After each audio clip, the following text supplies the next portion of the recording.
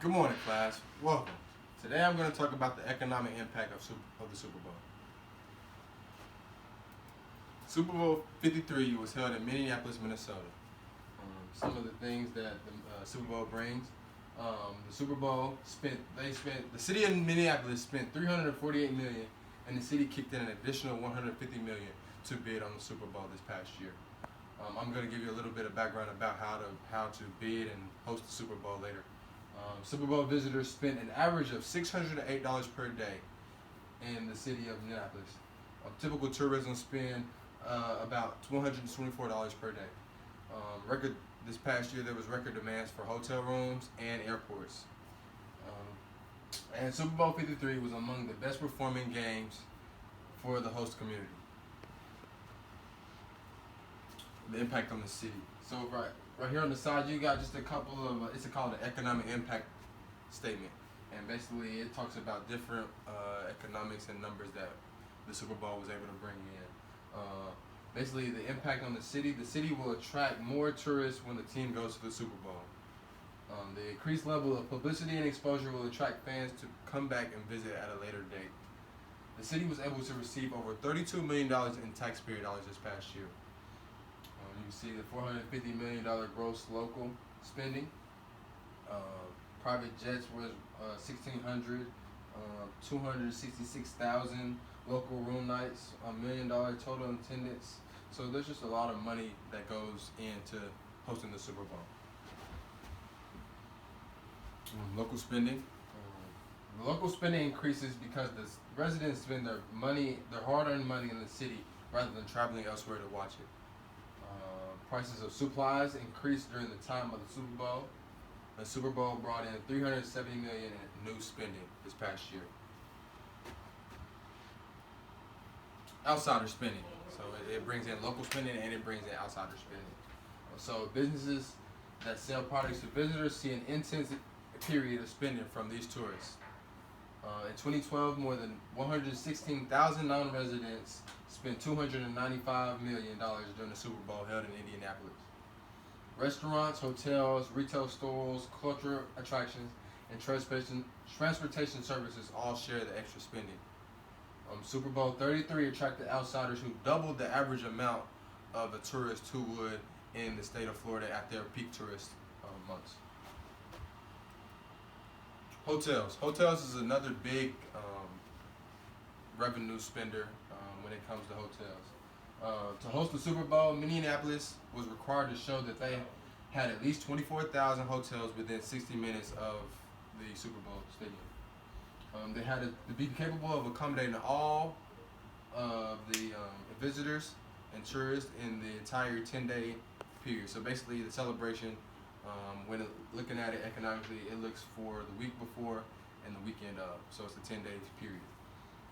And the Super Bowl this past year generated 230,000 nights of hotel stays. The rooms cost more than they normally would, and this generated about $28 million of extra revenue. Most hotels in Minneapolis and the surrounding city, they were reported 100% booking rate in the 10-day period of the Super Bowl. Job openings. So hosting a Super Bowl can also bring in money, but it also brings more jobs. Businesses offer more jobs in preparation for and during the Super Bowl. They must hire and handle more. They must hire more employees to handle the increase of business. In 1994, 2,736 jobs were created due to the Super Bowl held in Atlanta. And then the new job openings help contribute to the local economy because those employees will go back and spend their money and their hard-earned money in their local city.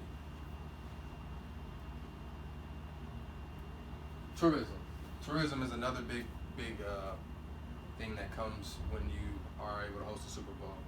The city gets a real boost when it comes to future tourism and future fans coming back to visit the city. The Super Bowl influences the city's future businesses more than any other convention held in the United States. People who watch the Super Bowl might become more interested in visiting the area at a later date. I remember I read an article and it said 83% of first-time visitors in Minnesota said they would come back to visit at a later date. They spend on hotels, rental cars, taxis, and they visit local attractions. Some of the biggest cities that made the most money off of tourism was Phoenix. In 2015, they made 195 million. Tampa made 150 million. Houston made 135 million. Jackson made 124 million, and Detroit, Michigan made 118 million. How much time on that? Minutes. So some of the requirements in order to host the Super Bowl, when cities bid to host the Super Bowl, they agree to an extensive list of requirements. So basically, when you try to host the Super Bowl, different cities have to go and they have to put up money to bid to host the Super Bowl. And this money you will not get back. So a lot of this money comes from taxpayer dollars. The NFL, it's a thing called a bid book, and it's a 153-page book that basically lists out all the things that is required in order to host a Super Bowl.